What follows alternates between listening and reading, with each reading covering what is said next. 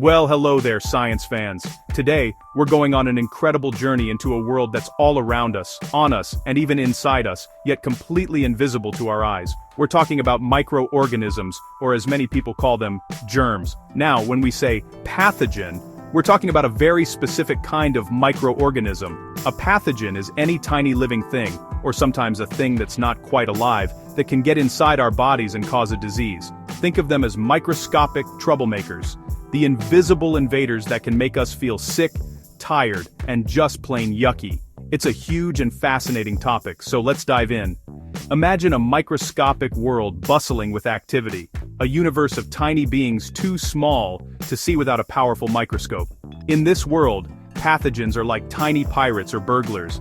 Their main goal is to find a comfortable place to live and make more of themselves, and often, that comfortable place is inside a host, like you or me. When they set up camp inside our bodies, they can disrupt how our systems normally work. This disruption is what we experience as being sick. It could be a simple sniffle from a common cold, or something more serious, but it all starts with these tiny invaders starting their mission. The word pathogen itself comes from Greek words, pathos, meaning suffering or disease, and genes, meaning producer of. So, a pathogen is literally a producer of disease. It's a very fitting name, don't you think? These germs are experts at finding ways into our bodies. They can float through the air we breathe, hide in the food we eat or the water we drink, or hitch a ride on our hands. They are sneaky and have all sorts of tricks to get past our body's defenses. Understanding what they are is the very first step in learning how to stop them in their tracks. So, to put it all together, a pathogen is a germ that causes illness. They are incredibly small, but can have a huge impact on our health. They are the reason we get colds, the flu, stomach aches, and many other sicknesses. By learning about these invisible invaders, we can better understand how to protect ourselves and stay healthy and strong. It's not about being scared of them, it's about being smart about them. Science is the key to outsmarting these tiny troublemakers, and that's exactly what we're going to do. Let's get started. Now, it's super important to know that not all microorganisms, or microbes, are out to get us. In fact, most of them are completely harmless, and many are incredibly helpful. Our world, and even our own bodies, are teeming with trillions of these tiny life forms, and we couldn't live without them. Think about it. Your body is like a bustling city, and these good microbes are the friendly citizens who help keep everything running smoothly. They are essential for life on Earth, helping to decompose dead plants and animals, and recycle nutrients back into the soil. So, it's not fair to call all germs bad.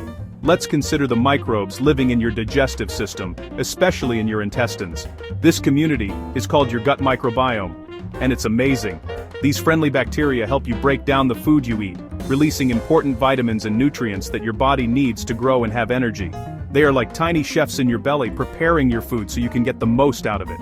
Without these helpful bacteria, digesting certain foods would be much harder. They also help train your immune system, teaching it how to tell the difference between friendly microbes and harmful pathogens. And it's not just in our bodies. Think about some of the delicious foods we love to eat. Do you like yogurt, or cheese, or even sourdough bread? Well, you can thank helpful microbes for those. Specific types of bacteria and fungi, like yeast, are used in a process called fermentation. This process not only makes these foods taste great, but also helps preserve them so they last longer. These microbes are our partners in the kitchen working their magic to create some of our favorite snacks and meals. They are tiny but mighty food artists.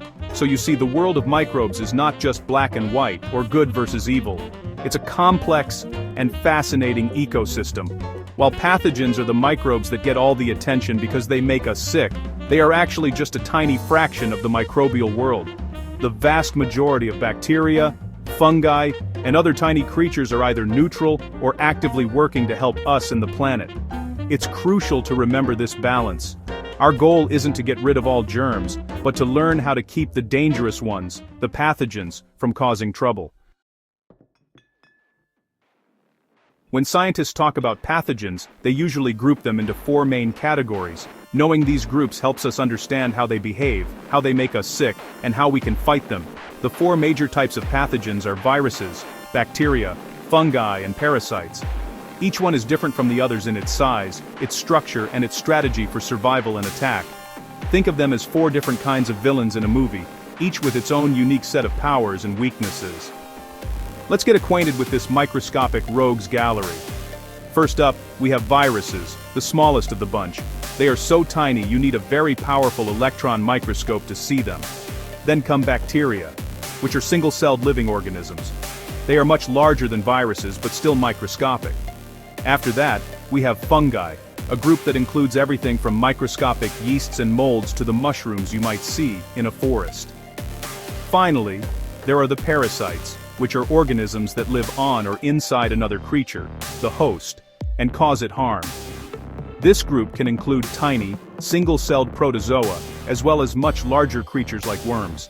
Each of these 4 groups has a different way of making us sick. Viruses are like hijackers. They invade our own cells and force them to make more viruses. Bacteria often multiply in our bodies and release harmful substances, called toxins, that damage our tissues.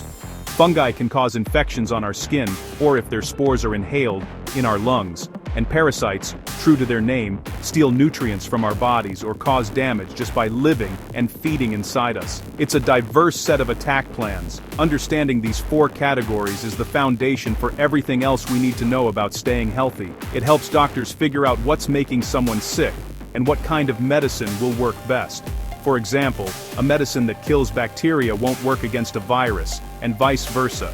By breaking down the vast world of pathogens into these 4 main types, viruses, bacteria, fungi, and parasites, we can start to make sense of these invisible invaders and learn the best ways to defend ourselves against each one. It's all about knowing your enemy.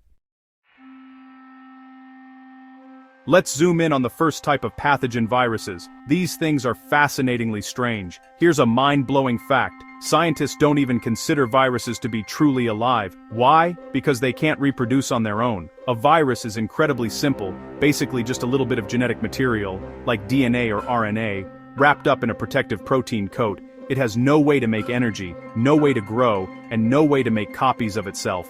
To do any of that, it needs to find a living cell to hijack. It's an obligate intracellular parasite, which is a fancy way of saying it must get inside a host cell to live. So how does a virus work? It's like a tiny biological pirate that commandeers a ship. A virus particle will float around until it bumps into one of our cells. If it's the right kind of cell, the virus will attach to the outside and inject its genetic material inside, or the whole virus might get taken into the cell. Once its genetic code is inside, it takes over the cell's machinery. It forces the cell to stop doing its normal job and start following the virus's instructions instead. The cell becomes a virus-making factory, using all its energy and resources to build thousands of new virus copies. This process continues until the host cell is completely filled with new viruses. Eventually, the cell gets so full that it bursts open, a process called lysis. This releases all the newly made viruses, which then go off to find and infect neighboring cells. This chain reaction is what causes the symptoms of a viral illness. The destruction of our cells is what makes us feel sick. Think of the influenza virus causing the flu, or rhinoviruses causing the common cold. These viruses are destroying cells in our respiratory tract, which leads to coughing, sneezing, and a sore throat. Because viruses are so different from living bacteria, the medicines we use to fight them have to be different too. Antibiotics, which are great for killing bacteria, have no effect on viruses.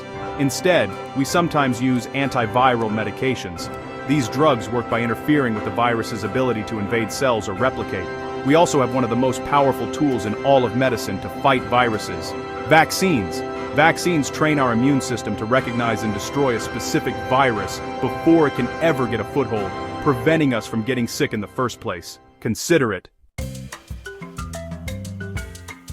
Next on our list of pathogens are bacteria. Unlike viruses, bacteria are definitely alive. They are single-celled microorganisms that are found almost everywhere on Earth, in the soil, in the ocean, in extreme environments like hot springs, and as we've learned, all over and inside our bodies. Bacteria are much larger and more complex than viruses, but they are still way too small to see without a microscope. They come in different shapes, most commonly spheres, which are called cocci, rods, called bacilli, and spirals or coils, known as vibrio. These shapes help scientists identify what kind of bacteria they are looking at.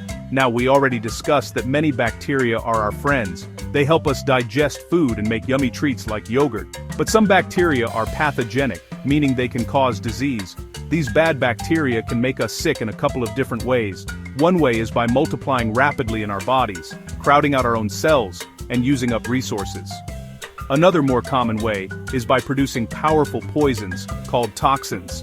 These toxins can travel through our bloodstream and damage tissues, or interfere with our body's normal functions, leading to the symptoms of an illness.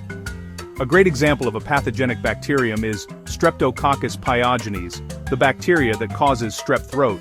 When these bacteria get into your throat, they multiply and release toxins that cause inflammation and pain, making it hurt to swallow. Another example is Salmonella, a type of bacteria that can contaminate food like raw chicken or eggs. If you eat food contaminated with Salmonella, the bacteria can cause food poisoning, leading to stomach cramps, diarrhea, and vomiting as your body tries to get rid of the invaders and their toxins. Other diseases caused by bacteria include ear infections, Lyme disease, and whooping cough. The good news is that we have a powerful weapon against bacterial infections: antibiotics. These are amazing medicines that can kill bacteria or stop them from multiplying, giving our immune system a chance to clear out the infection. Antibiotics were one of the greatest medical discoveries of the 20th century. However, it's crucial to use them correctly. A specific antibiotic is needed for a specific bacterium, which is why a doctor needs to diagnose your illness. Using antibiotics when you don't need them, or not finishing the full prescription, can lead to bacteria becoming resistant, which is a huge problem. Let's move on to our third type of pathogen, fungi. When you hear the word fungus, you might think of the mushrooms you see growing on a log in the woods, or maybe the mold that grows on old bread. And you'd be right, the kingdom of fungi is incredibly diverse. It includes large, macroscopic organisms, like mushrooms, as well as microscopic ones like yeasts and molds. Just like with bacteria, most fungi are harmless or even helpful. They are nature's great recyclers, breaking down dead organic material. But a few types of fungi can be pathogenic and cause diseases in humans. A fungal infection is called a mycosis. These infections often happen on the surface of our bodies. Fungi love warm, moist environments, which is why they can sometimes thrive on our skin, especially in places that get sweaty, like our feet or armpits. Have you ever heard of athlete's foot? That's a common fungal infection of the skin on the feet, caused by a fungus that grows in damp places, like locker room floors. Ringworm, which isn't a worm at all, and dandruff are other examples of common skin conditions caused by microscopic fungi. Some fungal infections can be more serious. This can happen if fungal spores, tiny microscopic reproductive particles like the seeds of a plant, are inhaled into the lungs. This is more likely to happen to people with weakened immune systems. For instance, a fungus called lives in soil that contains bird or bat droppings. If someone disturbs this soil, they can breathe in the spores and develop a lung infection called histoplasmosis. Most healthy people can fight it off easily, but for others it can become a severe illness. Fungi can be sneaky that way. Fighting fungal infections requires special medicines called antifungals. For skin infections like athlete's foot or ringworm, these often come in the form of creams or powders that you apply directly to the affected area. For more serious internal infections, a doctor might prescribe antifungal pills or injections. These drugs are designed to target and kill the fungal cells or stop them from reproducing without harming our own human cells. It's another great example of how science gives us the right tools to fight off specific types of pathogens and get back to feeling our best. Our final category of pathogens is parasites. The name says it all.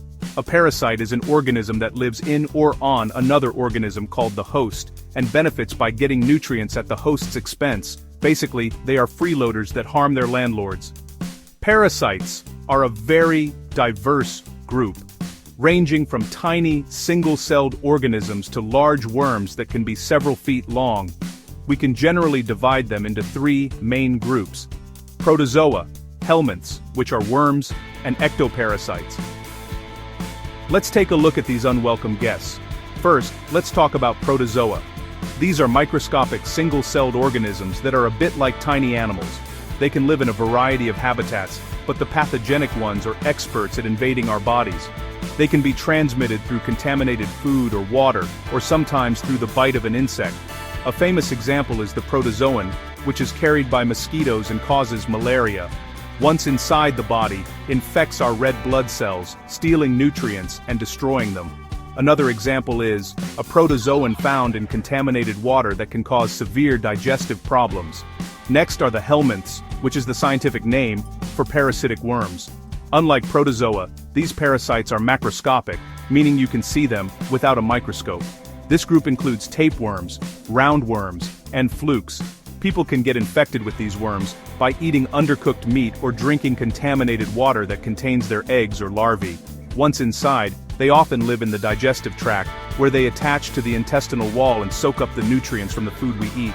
This can lead to malnutrition, weakness, and other health problems as they literally steal our food from inside us. Finally, we have ectoparasites. Ecto means outside, so these are parasites that live on the outside of their host's body, on the skin or in the hair. This group includes familiar critters like ticks, fleas, lice, and mites. They make us sick by biting or burrowing into our skin to feed on our blood. Not only is this uncomfortable and itchy, but it can also be dangerous. Ectoparasites are often vectors, which means they can carry other pathogens and transmit them to us when they bite. For example, some ticks can carry the bacteria that causes Lyme disease and pass it to a person while feeding. So, we've met the four main types of pathogens: viruses, bacteria, fungi, and parasites. It might sound a little scary, but don't worry. Our bodies have an amazing defense system called the immune system. And even better, there are simple, powerful things you can do every single day to help your immune system out and protect yourself from these invisible invaders. Prevention is always the best medicine, and building good, healthy habits is like building a fortress around your body. Let's go over the battle plan for staying healthy. First and foremost, the simplest and one of the most effective things you can do is practice good hygiene. This starts with washing your hands. Wash them often with soap and water, especially after using the bathroom, before eating, and after coughing or sneezing. Soap helps lift the germs off your skin so the water can rinse them away. It's also a great idea to cover your mouth and nose when you cough or sneeze. Use your elbow, not your hand, to stop germs from flying through the air and getting to someone else. Simple cleanliness is a huge first line of defense. Next, let's talk about food safety. Many pathogens, like bacteria or parasitic worms, can hide in the food we eat. To protect yourself, always wash fruits and vegetables thoroughly before you eat them. When you're cooking, make sure to cook meat, poultry, and eggs all the way through to a safe temperature. The heat kills any harmful pathogens that might be present. Also, be careful to avoid cross-contamination in the kitchen by using separate cutting boards for raw meat and for vegetables. Being smart about how you handle and prepare your food can prevent a lot of nasty stomach bugs. Another key strategy is vector control. Remember how some parasites and viruses are spread by insects like mosquitoes and ticks? These disease-carrying insects are called vectors. You can protect yourself by using insect repellent when you're going to be outdoors, especially in wooded areas or near still water. Wearing long sleeves and pants can also create a physical barrier. Around your home, you can reduce vector populations by getting rid of standing water where mosquitoes lay their eggs, and by keeping grass and bushes trimmed short. Fewer bites mean fewer chances for pathogens to get inside you. And there you have it. We've taken a deep dive into the invisible world of pathogens. We've learned that a pathogen is a microbe that causes disease, but that most microbes are actually harmless or even helpful. We've met the four main culprits: viruses, bacteria, fungi, and parasites, and seen how each one has a unique way of making us sick. Most importantly, we've armed ourselves with simple, effective strategies like hand washing, food safety, vector control, and vaccination to protect ourselves. Understanding this world is not about creating fear, it's about empowerment. Think about it. Every time you wash your hands, you are using scientific knowledge to remove potential pathogens. Every time you get a vaccine, you're using cutting-edge medical science to prepare your immune system for a future battle. When you cook your food properly, you're using your understanding of heat to sterilize your meal and make it safe. Knowledge about pathogens transforms you from a potential victim into an active defender of your own health. It allows you to make smart choices every single day that can keep you and the people around you from getting sick. This knowledge is more important today than ever before. We live in a connected world where a pathogen can travel from one side of the planet to the other in less than a day. Understanding how diseases spread helps us appreciate public health measures that are designed to protect entire communities. It helps us understand why doctors prescribe certain medicines and not others, and why things like clean water and sanitation systems are so incredibly vital for human society. Your personal health is connected to the health of everyone on the planet. So, stay curious, keep learning about science and the world around you, both big and small. The more you understand about how your body works and the challenges it faces from pathogens, the better equipped you'll be to lead a long, healthy, and energetic life. Knowledge is truly your most powerful tool. It allows you to take control, make informed decisions, and appreciate the incredible microscopic dance of life happening all around you. Thank you for exploring the amazing science of pathogens with me. Now go wash your hands.